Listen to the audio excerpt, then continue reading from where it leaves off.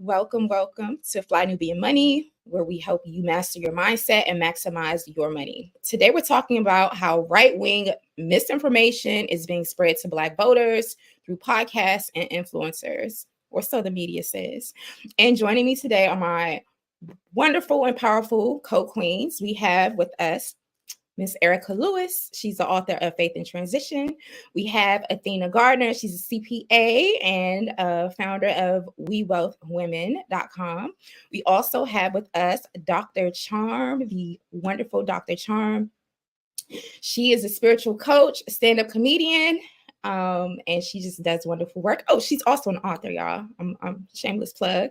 And speaking of authors, we also have with us Miss Constance Carter. She is a wealth activist, and her slogan is "Nobody works harder than Constance Carter." So, welcome to this panel. We are really excited to have this conversation. I love talking about politics. I'm your host, Jade Harrell. And so here we are. You're tuned in to flynubianmoney.com. So make sure you go over to our website. Definitely check out what we have over there. Text the word Queens with an S to the number 87948. That's 87948. And you'll be notified when we do go live. And then when we have special offers and special events, giveaways, etc. All right. So what do y'all say?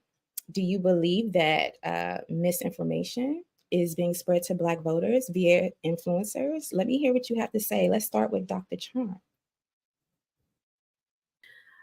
Yes, I think a lot of pandering is going on to Black voters. I just watched the BET Awards, and Kamala Harris and Taraji talking about they not like us that was a bit much to take. It was the Get Black People to Vote Democrat Awards, and I'm not telling people to vote either way.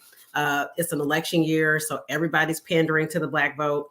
I think people need to make informed decisions. I think you need to definitely evaluate what's going on with your local government, because that's where your vote makes a huge impact. But I definitely would agree that there is a lot of attention garnered towards Black voters at this point. Thank you for that. Constance, what do you think? I mean, it always is every election cycle, right? And so what I don't like is how they make it so dire. Vote or die. And we ain't dead yet. Of course, there's a lot of things that, a lot of issues that I know that affect us. But they absolutely are pandering. There absolutely is a lot of misinformation out there, but I think it's on both sides.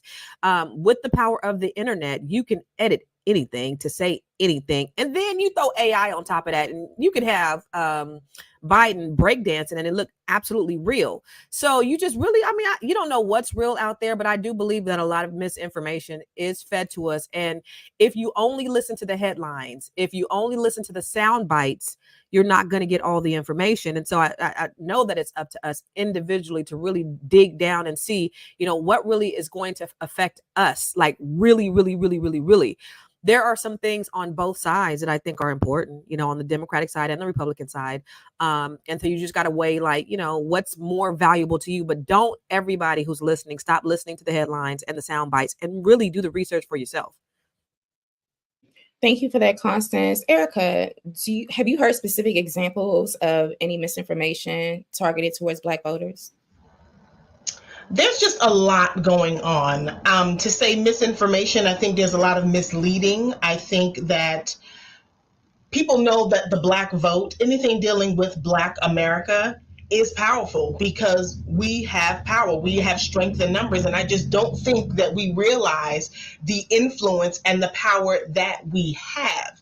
So I think that we need to start making conscious decisions to start listening, paying attention to facts, and start doing our own deep dives. Get down into that rabbit hole of truth and start getting information. No, we're not going to get the truth right off the bat. No, we're not going to get everything on mainstream media. You're going to have to start digging and diving into getting information and looking at the background of people to see what it is, what their backgrounds are, what they've done in previous years, to see, how we've gotten to this place. Because a lot of what people are saying on platforms now are not what they were saying 35, 40, 50 years ago. Got you. Thank you so much for that. And Athena, have you heard or seen any specific pieces of misinformation targeted towards Black voters? For me, all right, so I don't really look to podcasts influencers and things to get my information. So most of my information will come from actual newspaper, but even if anyone really studies media, even that is propagandized. So my question for us all is basically, where is the great source of information and where can we find that great source of information? I'm not even surprised by like Constance, I think it was Constance, or was it no, Dr. Charm. She said that Taraji Kamala Harris thing was kind of like a little bit of pandering. I think what a lot of politicians do is they try to meet us where they think they find us. So they know that our audience is particularly plugged into BET Awards or different podcasts, maybe Joe Budden podcasts, different things. So I think I wouldn't be even surprised if some of these major podcasters and influencers are getting cut checks on the back to like support or even push out information as well. So for me, I'm just happy to have my Black job and to show up and to really look into that. I do think that, as I think Constance said, or maybe it was Dr. Charm, that we need to look from a local perspective when it comes to voting. And then for this election particularly, I would say focus more so on the agendas of the parties involved versus the candidates, because the candidates on both sides looking crazy to me right now. Got it. Thank you for that first round of discussion, ladies. If you all are just tuning in the chat, we are having this conversation today. Are Black voters used and abused? Why are we used and abused? And are Black influencers peddling misinformation to Black voters? I want you all to vote in the chat. Yes or no? Do you believe that influencers are peddling misinformation to Black voters? Let us know what you think, and we would love to pop up some of your comments on the screen. Also, if you're just tuning in, make sure you follow us. You come over here to our Fly Nubian Money panels. We are here weekdays at 1 p.m. Eastern Time. That's Monday through Friday at 1 p.m. Eastern Time at Fly Nubian Queens YouTube channel. We're also on Spotify, so definitely go over to Spotify and subscribe to our channel, catch all of our podcasts, and text the word Queens to the number 87948. That's QUEENS. Please don't forget the S, right? Text it to the number 87948 and you'll be notified when we go live and stuff. Okay. So, there's a lot to unpack here. The impetus of this conversation came based off of an article that came out of, it was a report, right? That MSNBC reported on this report put out by, if you ask me, a bunch of colonizers, and they were accusing Black influencers, specifically our brother Joe Budden, 19 Keys, and others. I think Stephen A. Smith's face was on there, but they were accusing them of spreading misinformation to target Black voters to encourage them to vote for Trump or to vote, to vote right, to vote Republican. So I thought that this was a very, very, very unfair portrayal of some of the thought leaders and influencers in our community. And I wanted to kind of get you all's thoughts on that. Any specific thoughts, generally speaking, about this idea that the men that you saw on the screen and other Black influencers are using their platforms to encourage people, Black folks, to vote red? I actually want to say something because I saw the three men in the lineup. I also feel like those men are specifically targeted because of how they present. Mind you, these men on their shows are very like critical and hard, and these are the facts, and very passionate in their delivery. And they're very good speakers. And I think what happens with the audience when we sometimes plug into people who are charismatic or passionate about what they're speaking is that we confuse passion for competency and accuracy. And I think that is something that we need to take a look at when we are evaluating information. Also, why didn't they find like a Hill Harper or someone, or Angela Rye, or people who are Black people within that political space who probably will be more informed and be able to give us more accurate information than Black people in the entertainment space? I think that the specific people that may be benefiting from being that way is because that it reflects how they view Black people and the Black vote. They view us as people who only care about entertainment, and they do not take us seriously in the political space. Lyndon Baines Johnson said that when he passed this civil rights bill, he would have Black people voting Democrat for the next 50 years. And that's exactly what's happened. And I think people are so shocked that we're starting to question the decisions that we made, that we just had to, that our influencers just have to be paid Trump supporters, or they have to be pro-Trump, in the fact that they're questioning the decisions that have been made, and the fact that as a Democrat, as the largest and most influential Democratic voting base, that we haven't had specifically our needs met, and we're starting to ask questions. And so what is wrong with Black people asking questions when we are the base of the Democratic Party? And they just assume that we're all going to vote Democrat. Dr. Claude Anderson talks about us voting as a voting bloc on issues. And the issues that are important to us are policing, the inequality, economic inequality, and some of the other issues that are important to us are reparations for a large group of our people.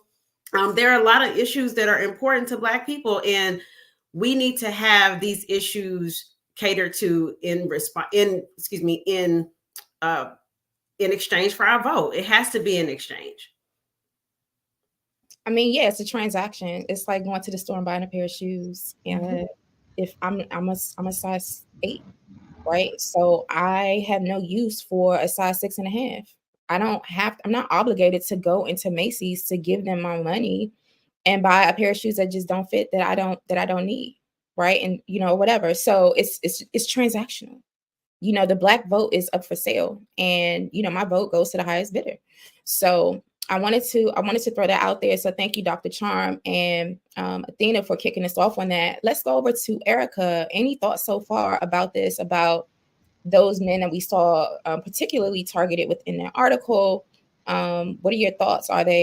Do you think that the media is just OD? Are they mad that a lot of Black folks are delineating or leaving the Democratic Party in large numbers? What do you think?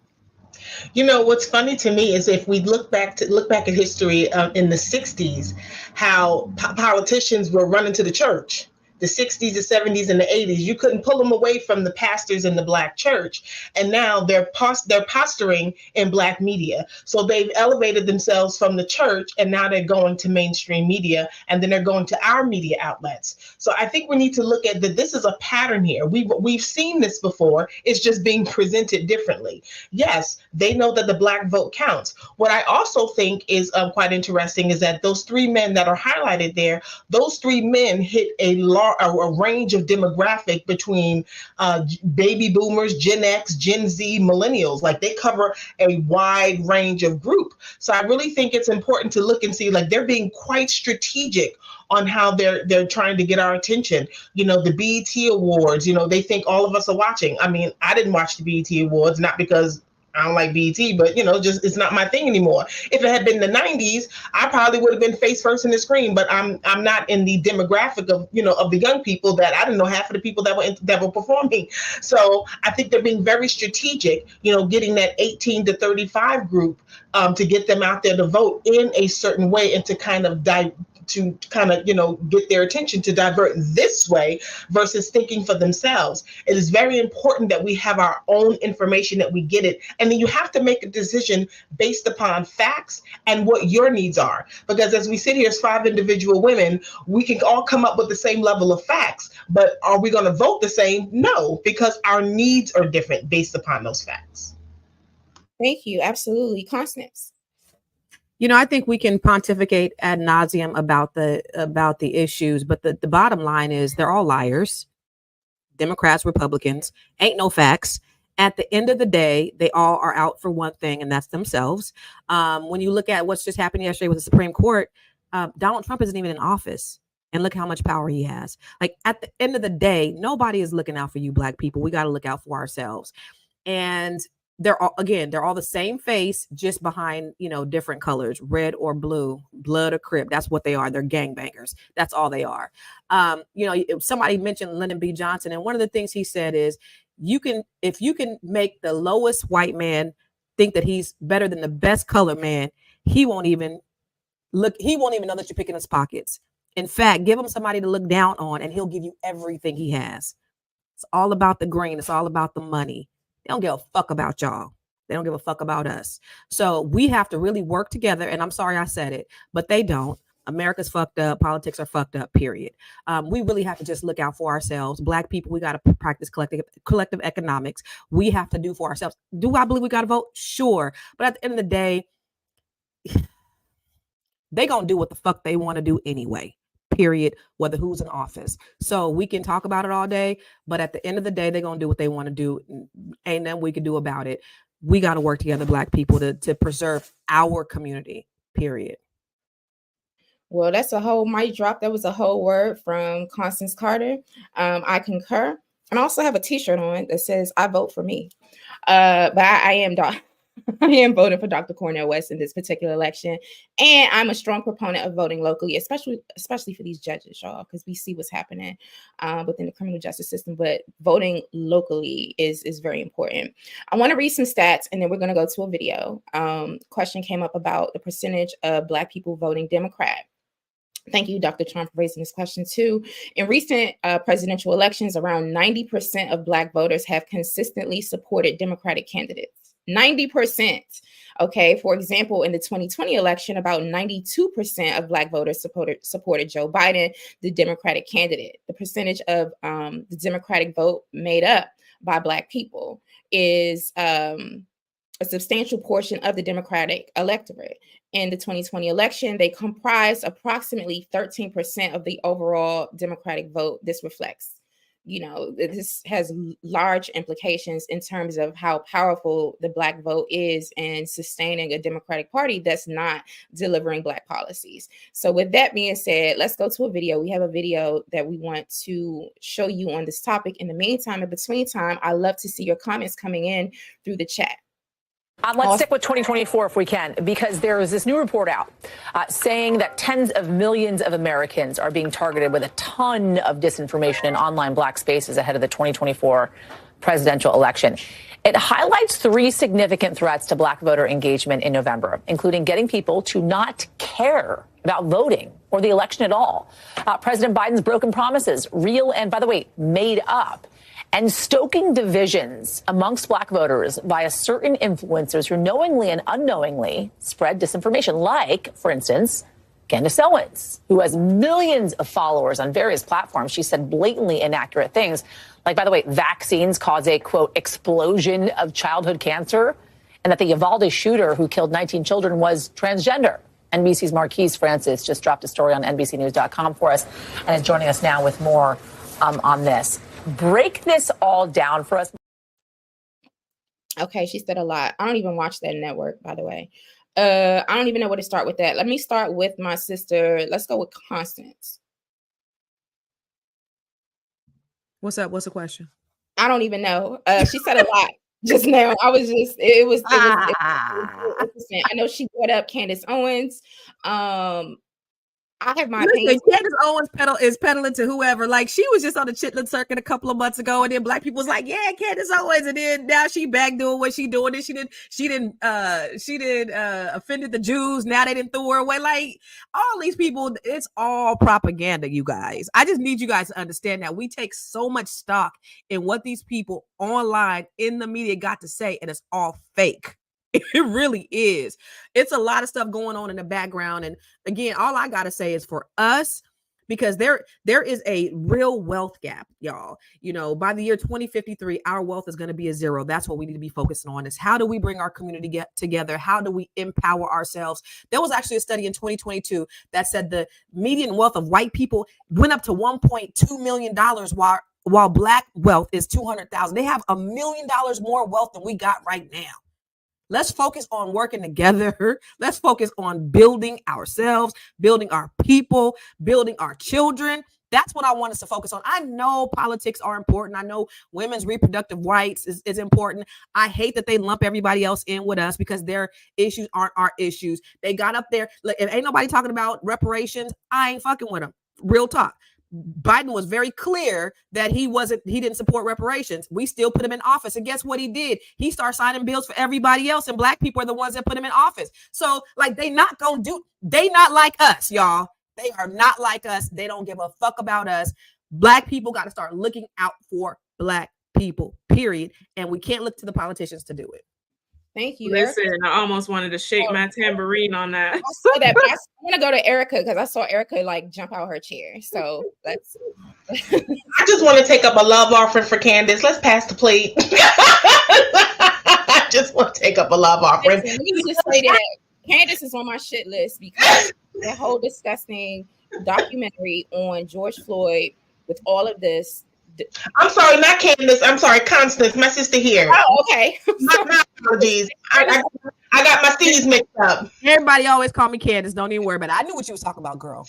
Something says, hail to the queen. Let's take up a love offering for this woman right here because, yes, this man clearly has talked trash about Black folks for most of his political career. Let's just be honest. It's been public knowledge. It's not been hidden. And then he cosplayed us once again and threw a woman in there who's, in my opinion, put on blackface to say she was Black. I want to know where all the sorority sisters are. Where's the chucks and pearls at? That was all out there shucking and jiving. I'm sorry, shout out to all my, sorority sisters, but where is everybody? Because, she ain't got no chucks on and she ain't wearing no pearls. And my biggest concern is, we're talking about the two administrations. We're talking about the two men. But my question is about this woman. We're talking about Kamala Harris. My very big concern is if Biden does get reelected. Let's think about this, because let's think of all of the damage that she did when she was in California in the position she was in. If Biden gets back in office and something happens to him and he needs to be sat down, do we realize that this woman will be sworn in running the country? Yeah. Do we want that? And I have asked that. I was on another platform a few months ago for political talk, and that was a question that I raised, and nobody seemed to nobody thought about it. It's like that is a huge possibility that this woman could end up running the country. And then what? Do you think Black people would be happy with Kamala because she's Black and would be the first Black woman? Do you think that would be well received, or do you think that people would be upset with that? I think it would be emotional, and I think we talked about this on another day during the course of the week, where we get so emotional because people look like us, yeah, but like you said, like my girl said, they're not like us. She's not for us. She may look like us, but is she for us? That's the question. No, she's for self-gain. And that's what a lot of your politicians, they're all for self-gain. That's why I said a few days ago, we have to stop making emotional elections. I mean, think about it. How many people voted for Obama just because he was Black? Let's just call it what it is. Folks got excited. I had to catch myself. It's the truth. So it's like, where are we? We have to really start doing a deep dive. Is anybody 100% for our community? Absolutely not. Absolutely not. Absolutely not.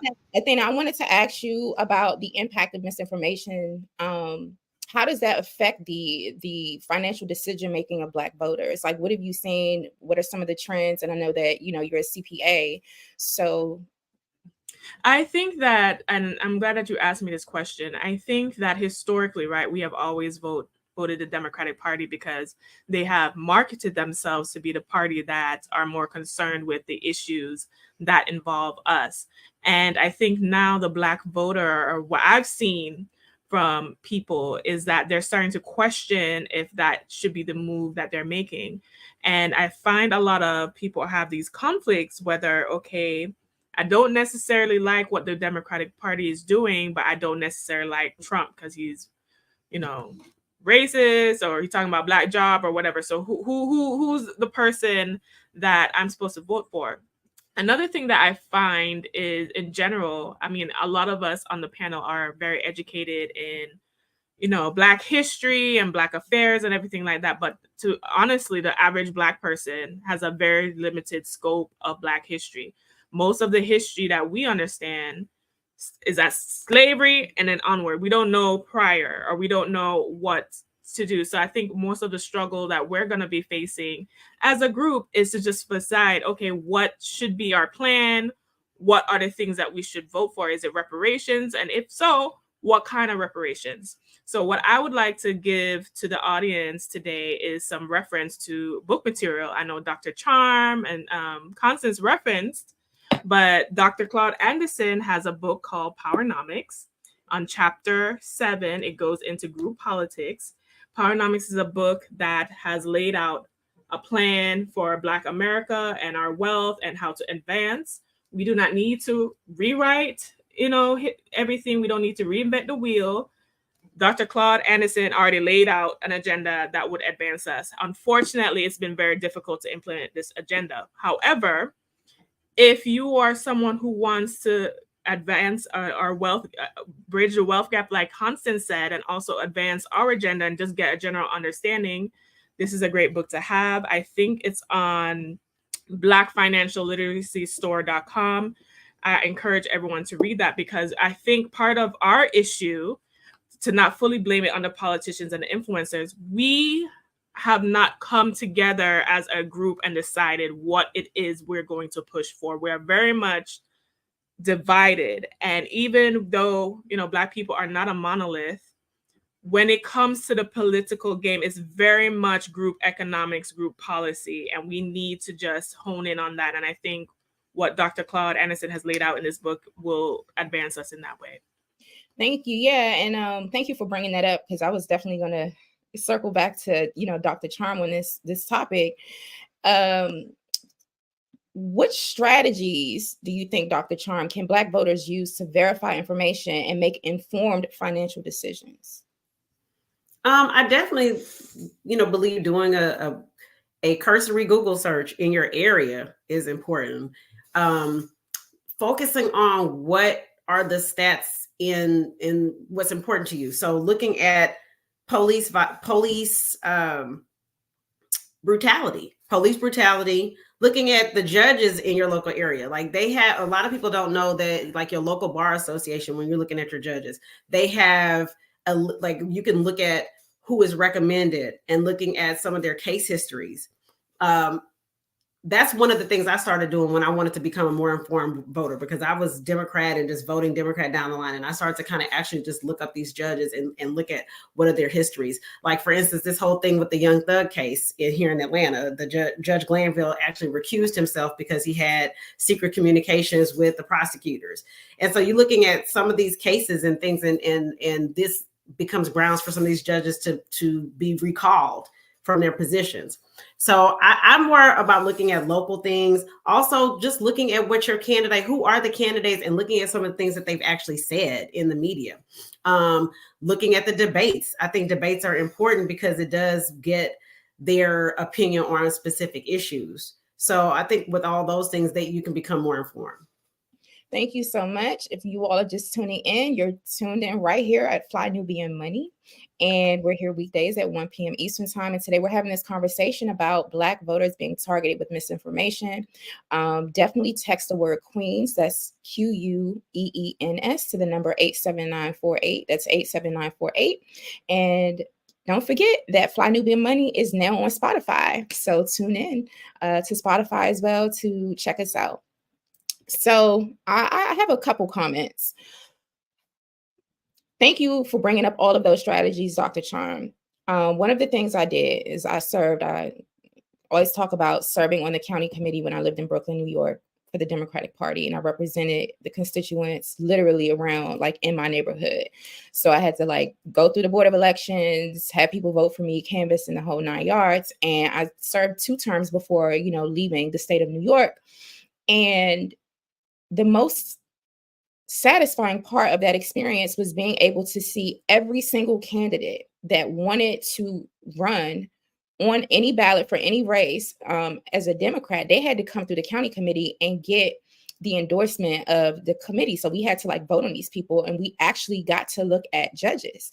Judges that were running for, all of these different positions, and people don't understand how important that is. Even the public advocate, the attorney general, all of these different offices. And oftentimes when people hear about voting or think about voting, They usually just get activated. The average American only gets activated around the presidential election time. Senators, representatives for Congress is so important. Even state senators and representatives are also important, governors and stuff. So, we definitely want to make sure that folks are informed and become, if they choose to vote, because I'm not voter shaming anyone. If you choose to, cool. If you don't, then, that's your decision as well.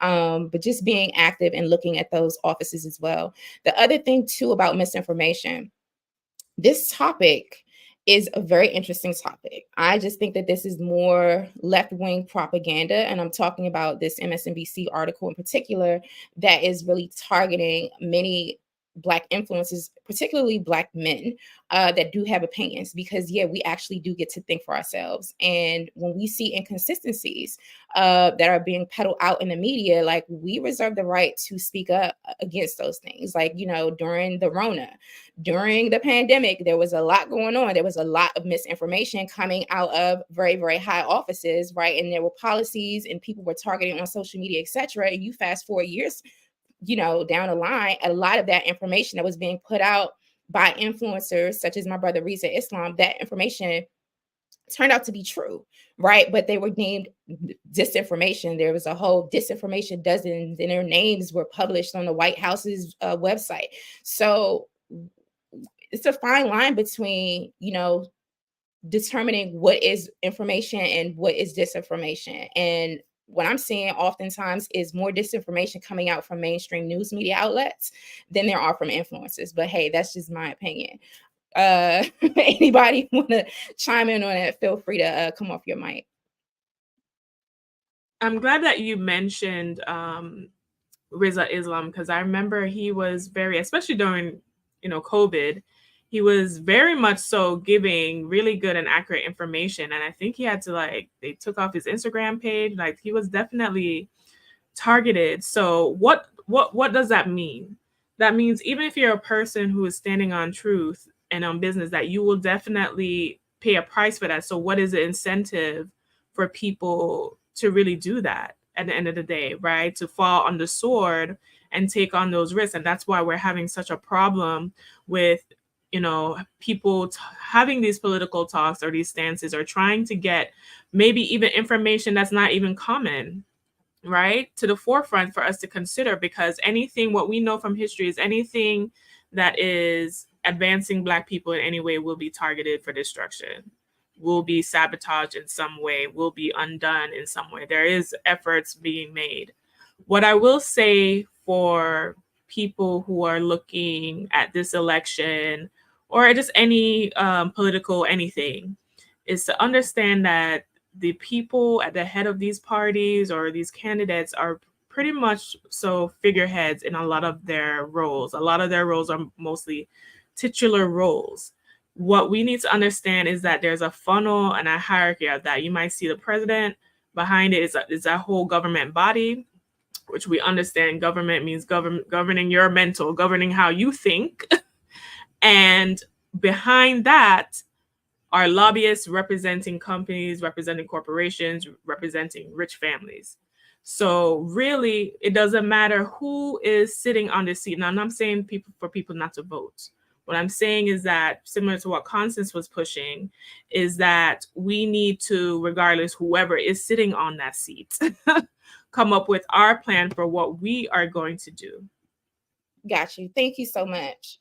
As we continue this conversation, I would love for us to, if you feel comfortable, we can go around and state our political affiliations. So question is, would you mind sharing your political association and why you've decided to vote or not vote that way? So, or not vote at all. So let's start with Erica. Hey, Jay. Well, I'll say this. I'm going to give a little backstory real quick. So during the whole COVID thing, I was actually working on ships. So I didn't vote for a couple of years because I was working on ships. So I was out of the country.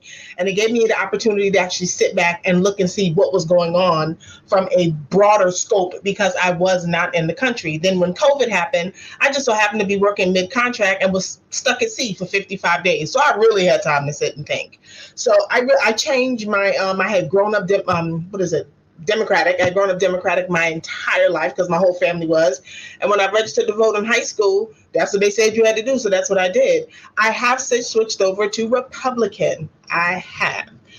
For personal reasons, and I just don't see what the Democrats are doing for us. I don't see, just looking back 30, 40 years ago when I was in high school, and just looking at the state of like my lineage, my family, they all voted Democrat, and I don't see what the community that I grew up in has benefited from a local perspective to federal. So I have switched over to to Republican. Thank you. And what city are you in, or state? I am in New Jersey. Jersey. Okay. South Jersey or North Jersey? Yeah. No. I'm up. Okay, gotcha. All right. So same question, Dr. Charm. Would you mind sharing your political association and why you decided to vote that way? Yeah, I mean, I've been a registered Democrat, but at this point, I'm probably going to turn independent. I'm really concerned with the policies that the Democrats have been upholding. I'm really concerned with the whole mass migration of how these migrants are getting, and I consider economic immigrants are getting millions and millions of local dollars that take away from the local Black community, specifically in Chicago. I own property in Chicago. My property taxes have significantly raised. And, we're seeing the migrants get rental assistance. I think they're getting $7,000 in benefits per person per month. I mean, in Chicago alone, it's been $50 million. In New Jersey, it's $9,000. In New Jersey, it's $9,000. Yeah, so they got like $50 million, I think, within the first 6 months.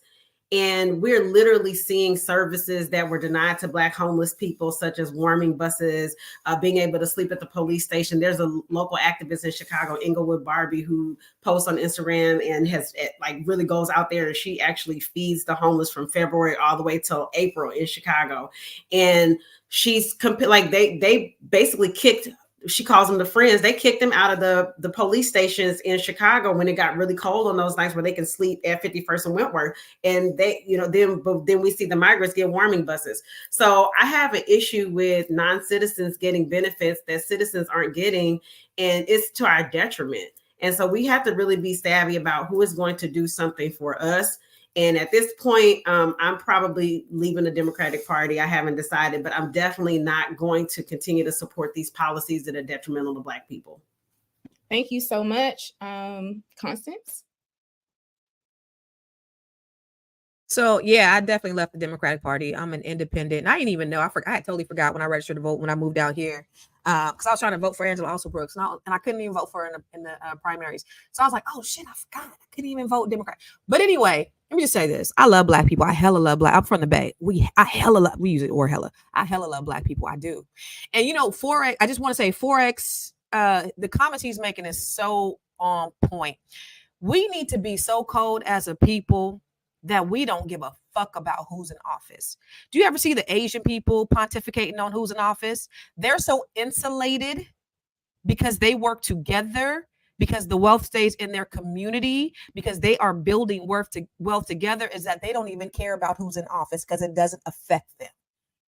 That's how we need to be as a people, Black people. I want y'all to really get that in your mind, because unless there is a total overhaul in the U.S. government, which it will never be, no matter what you do, and I will vote, right? Because I remember seeing pictures of my ancestors hanging from trees and signs said, "This nigga voted."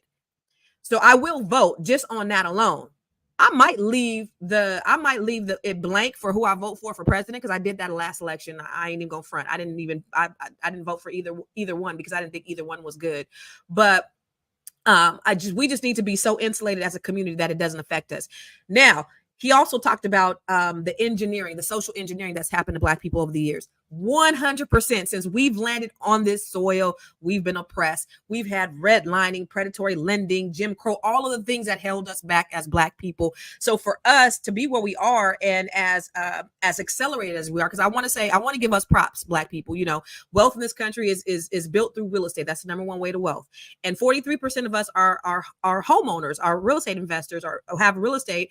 Even though our white counterparts are at 70%, 43% with everything that's been pushed against us. So we need to give ourselves a hand because we're resilient, because we have overcome all of that and still have done the things that we need to do to build wealth. But we need to work harder, work to get more together. Black Wall Street, Tulsa, Oklahoma wasn't the only place where we practiced collective economics, where the dollar stayed in our community a year before it left. We need to start looking to ourselves first. There was I was looking at a YouTube from a gentleman named Solomon Barrow a couple of weeks ago, and he was talking about how he's Jewish, and he was talking about how the Jewish keep wealth in their families. The number one way that they do collective economics. They look to themselves first. They buy with themselves first. They don't even look at nobody else unless they cannot find the services within themselves. But here we are saying, stupid shit like, and this pisses me off because I know y'all heard it. Some of us may have said it. I don't do business with Black people.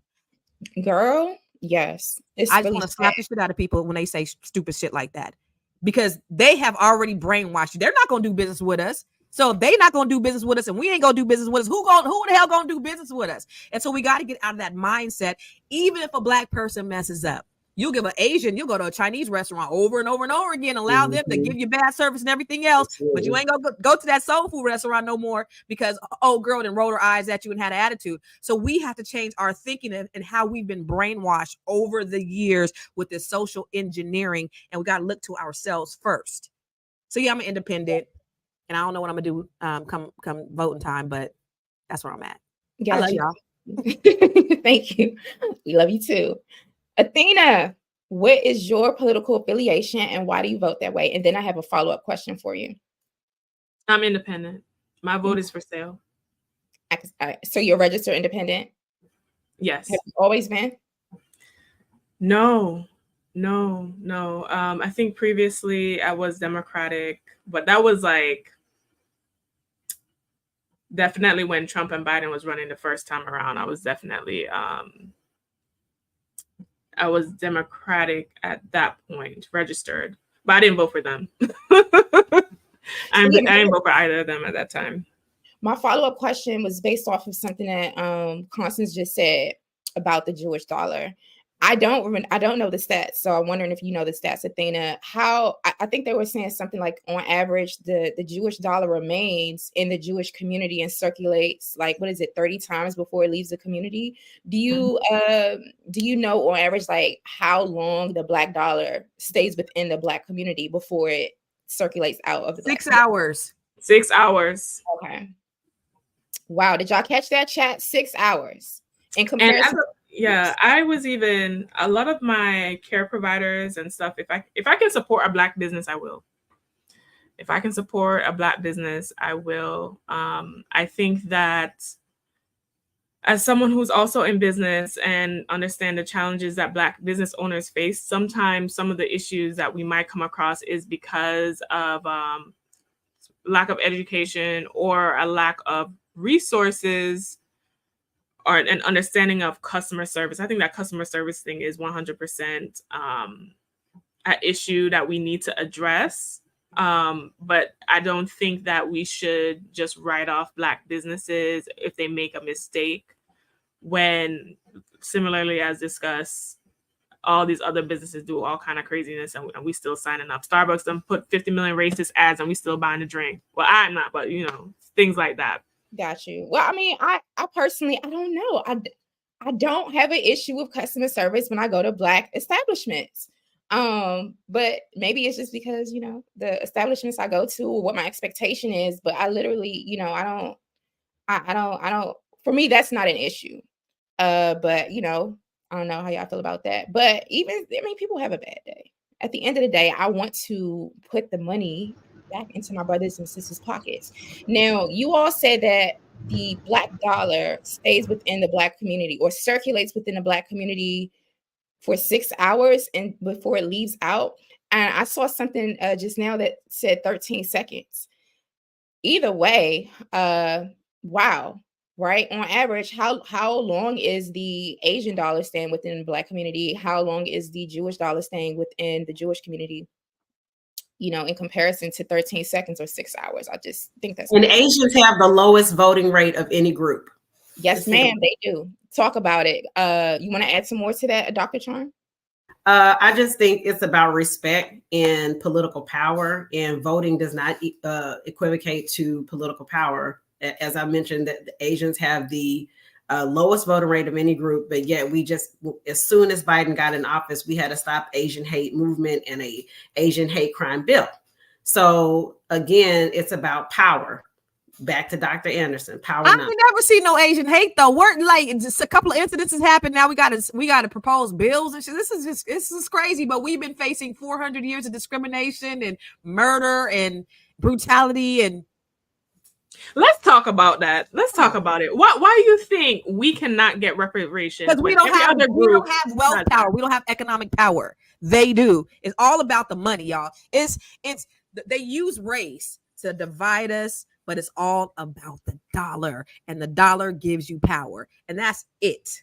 And when we ain't got it, because we don't got it, so they don't care about us. So we over here scrambling to vote. We begging them for little stuff, handouts and stuff like that. And that's the reason I don't like the Democratic Party, is because they keep us dependent on them. You know, we need to be self-sufficient, independent, dependent on each other, dependent on our community. But they keep us, they get a little welfare, and they get the foods. I remember one time when I first got my real estate license, I was telling my brother's baby mama, girl, you gotta, she had a little job. We was in Silicon Valley. She had a job, probably getting paid $20 an hour or something like that. And I was like, girl, you gotta buy a house. She was like, girl, give up this Section 8, give up this housing. That's the mindset and the mentality of our people a lot of times and so they give us these little things and it makes us dependent, and we have to get out of that thinking. We got to look out for the whole of our community than just, we're so caught up in this, capitalism and this rugged individualism, that the Eurocentric individualism that we have been taught, but we have to start thinking group wise, community wise, community first, our people first. Jewish look to themselves first. Arabs look to themselves first. Asians look to themselves first. And we looking at everybody else. And ain't nobody gonna come to save us but us. We have to cultivate a sense of self-preservation. And Dr. Anderson said it best. If we got together as a voting bloc and says we're going to vote for whoever gives us what we want on this particular issue, because this whole Trump is a racist, and he's going to have us in slavery and chains. They used that in the last election. Joe Biden has done more to detriment to the Black family than Trump ever could with his policies in the 50 years that he's been in Congress. Okay. And so we really need to get together and say, whoever is going to give us what we want on these issues, reparations, police brutality, economic inclusion, economic power, whoever's going to do that, that's who's going to get our vote. And then everybody would be scrambling if we were really serious about it. But they just use tradition and fear to make us vote. Absolutely. And just wanted to cite the stats. Officially, a Black Star Project study on the racial wealth gap calculates that $1 circulates 6 hours in the Black community, 20 days in the Jewish community, and 30 days in the Asian community. Okay, so 6 hours for us, 20 days for the Jewish community, and 30 days in the Asian community. That needs to be fixed and rectified. Yep, Erica, I was going right over to you. I'm a consultant on the side, and I help small businesses open up boutique businesses in the health and wellness sector. So I just helped a couple open a studio in a very Jewish community, and they are a Black couple. And it has been quite interesting. I started with them in October. They finally had their grand opening a few months ago. And when I tell you, it was like pulling teeth to get to partner with these communities, because all in those small communities where it's predominantly Jewish, they have their, we support Israel signs, which is, no problem. They support Israel. However, the key thing with business is that all of those businesses in the area, get this, were all small mom and pop. Now, what was very interesting to me is that everybody that has a business here lives in the community.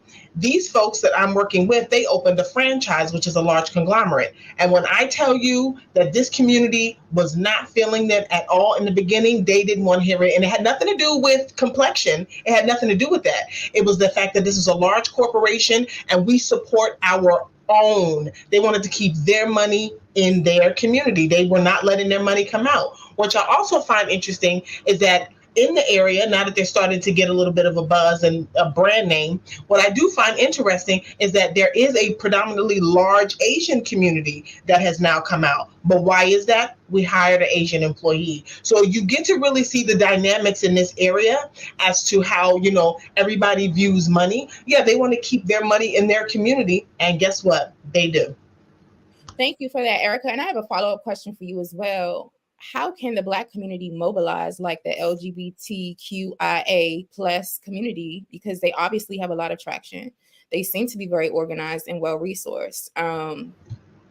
Well, I think that with the LGBTQ community, I think because they have a lot of power players in political positions, I think that has a lot to do with it. So they're able to, get their point across of what it is that they want, what they need, and because a lot of their people in their community are sitting at the table, so they get immediately first dibs on what they need and want. And I think that has to do a lot with what happens with other communities, with the Asian community. You have a lot of political aides that are from the Asian community, from the Indian community, from the Hispanic community. You have a lot of folks that are in politics, but when it comes to us, it's one few and in between. And then it's like, okay, well, you're over here. We're more pushed to the side as if we are the help.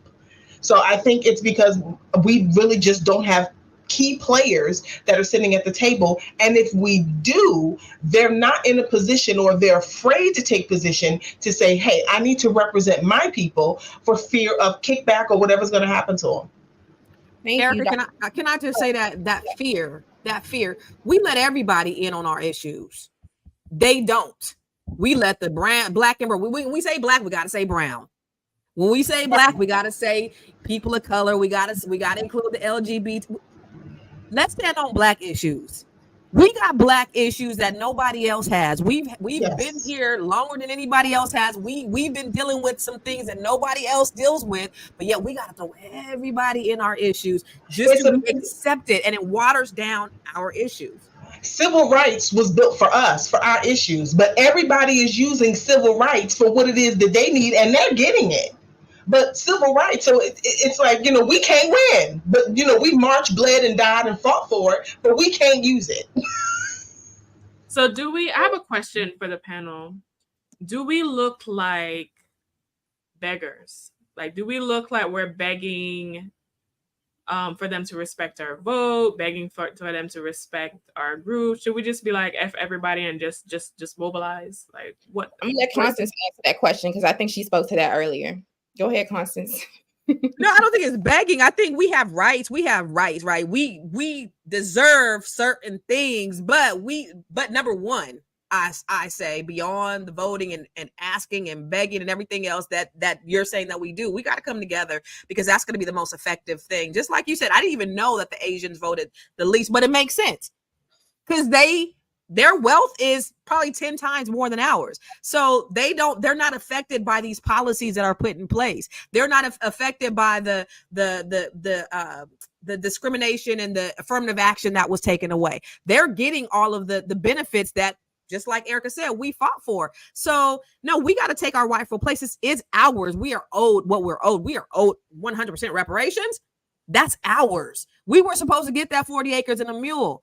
And they took it away from us. That was ours. We worked this land for 150 years for free.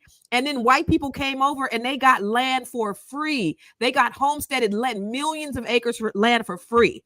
And then then they tell us, then they say, because I'll post some political shit, and white people and trolls be coming out, and they be like, that's because y'all lazy. Y'all got free land. Y'all roll from off of our backs, and we lazy? Right. Dr. Tron, did you want to chime in? Yeah, I just, I think that the begging and thing, it's begging when you ask for it and then nothing is done, and then you keep asking. So if we demand it and if we ask for it and then nothing is done, then we change how we're voting, then we'll get results. But if they know, every 4 years we gonna say, well, we need this, but then they know we're gonna vote 90%. What's the stats, producer? 90%. Democrat. 90%. Well, then they know they're gonna have our vote. So we need to change our behavior. That's the only way you're gonna get results, is change behavior. Absolutely. Thank you all for that. Now we are winding down, but we do want to take some questions from the chat. put up some comments and respond to a couple things from the chat, because the chat is really popping today, y'all. You're tuned in right here at Fly Nubian Money, where we are live weekdays at 1 p.m. Eastern time. So definitely make sure you text the word Queens to the number 87948. That's 87948. And definitely go over to our website, flynubianmoney.com, and we're here to help you master your mindset and maximize your money. So go over to flynubianmoney.com and check out our programming. And also, if you are a queen that wants to get your money right, definitely go over there. And if you've got what it takes to be a guest on Fly Nubian Queen and Fly Nubian Money, please email us at info@realvirtual.net. That's REEL virtual.net. info@REEL virtual.net. Okay, so let's see what the chat's talking about before we get up out of here. Let's see. You know what, Salaya Benya, his comment threw me through the roof. Like, I was let me read this. Hold on. Yeah, Athena, I'm gonna read it. So it says, I believe we do have economic power. We are not disciplined. It's so-called poor people in line for shoes, Black Friday, nails, hair, chicken sandwiches, cyber cars, etc. Chicken sandwiches, though? Y'all know that Popeye sandwich was slapping. Everybody was fighting. I mean, yeah, you put a little coleslaw on it. It was actually pretty good. Sweet heat sauce. Y'all know they was fighting. Listen, this is a lot going on, Athena. I know you like that comment. Joni says each state has rules on how the independent party can join in to arena with other two parties. I don't understand. Yeah, we definitely saw that. Cyber cars. Diamond, demand reparations for slavery and you will get it, but you must demand it. Reparations now. I think if I could jump in on that, I think with the reparations, I think what's funny is that when you have the Asian hate bill, I think we are slowly watching our reparations being spent on other people. This is what did y'all see that the wife, now this was a post that I saw on Twitter, the wife allegedly of Zelensky, the president of Ukraine, just bought a brand new Bugatti with American tax dollars, literally. And they have like the actual invoice like of her buying the car. That is to look at the relationship. Look at the relationship Biden's son had with Ukraine. I mean, there's a whole history going on with this Ukraine situation that we're just not paying attention to. We are watching our reparations being spent on other people's issues. It's funneling everybody, it's taking care of everybody else's backyard and not being spent here. Everybody getting a welfare check, but when we ask for reparations, they trying to say that's a welfare check when it's a debt. So what I want Black people to do is, you guys know what a susu is? Get a small group of people that you trust, maybe your family members, 5-10 people, and you guys come together and you guys put your money together. And every time, this is what the Jewish people do, this is what Asian people do. Every time somebody wants to start a business or they want to buy a house, then they get a percentage of that money, or they all vote on how much they're going to give them so that they can go out into their lives. I'm doing that with my kids. And I was telling my kids the other day, and my son was like, why would I'm gonna put money in there when I can do it my Negro, we practicing group economics in this. But I think, if you want to figure out a way that you can do it, even on a small level, y'all get together with some of your friends and y'all start practicing collective economics in that way.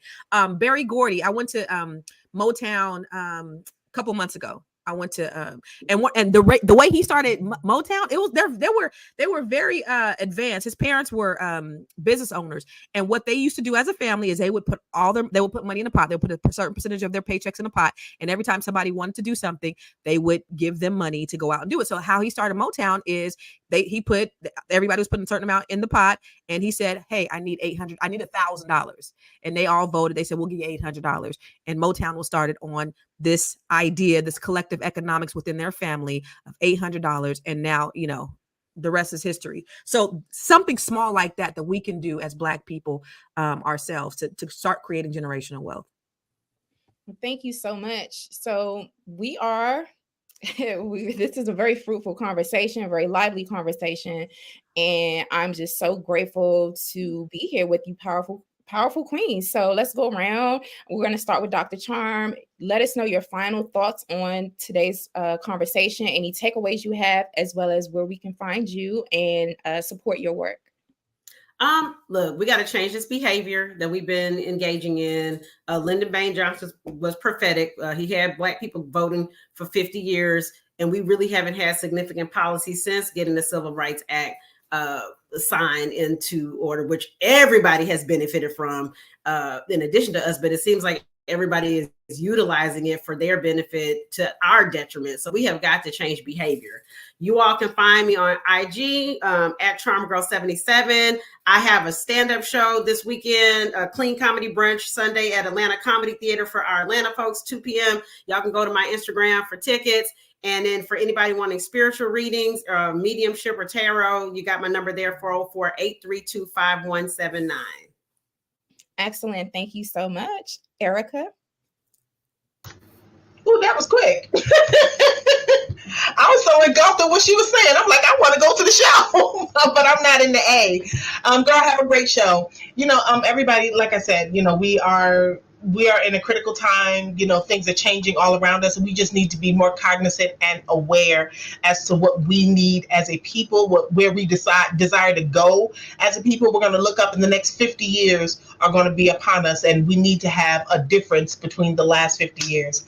My name is Erica Lewis. I'm the author of Faith in Transition. You can find me on my website at faithintransition.com, along with my latest book, Faith in Transition, My Journey to 50. And you can find me on all social medias at Miss Erica Renee. Excellent. Thank you. Athena? Hi, everyone. My name is Athena. You can find me at We Wealth Woman or go to www.wewealthwoman.com. I am a CPA and Women's Wealth Coach, and you can find all my information there. Thank you so much. Any final thoughts? Big takeaways? Athena? Oh, me? Oh, final thoughts. Yes. Sorry. Final thoughts would be this. Listen. Get informed, vote based off what you think is great for you. If you don't know what that is or what we need to vote for as a people, remember the book, Powernomics, Chapter 7. That will put you on game. You are valuable as a Black person. Your vote means something, and do not let them get it for free. Thank you. Constance?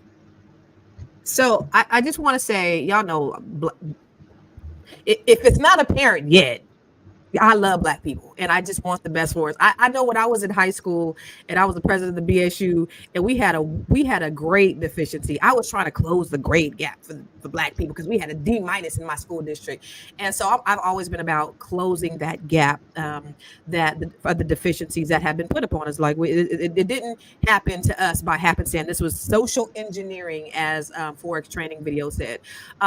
So I want us to really look at ourselves first. I heard someone say, I think it was one of my mentors, Dr. George Fraser. He said, Jewish people are planning for the next 20 years. White people are planning for the next 20 years. Asian people are planning for the next 20 years. Black people are planning for Saturday night. We have to get out of that mindset where we're not looking further. We're not looking outward within our community. We got to look in our community first, because listen, while we are looking at other people, they are looking within. White people worried about white people. Asian people worried about Asian people, and we worried about all of them, and we ain't worried about ourselves. And this is why we have not grown as a people. They done fucked around and gave us the internet.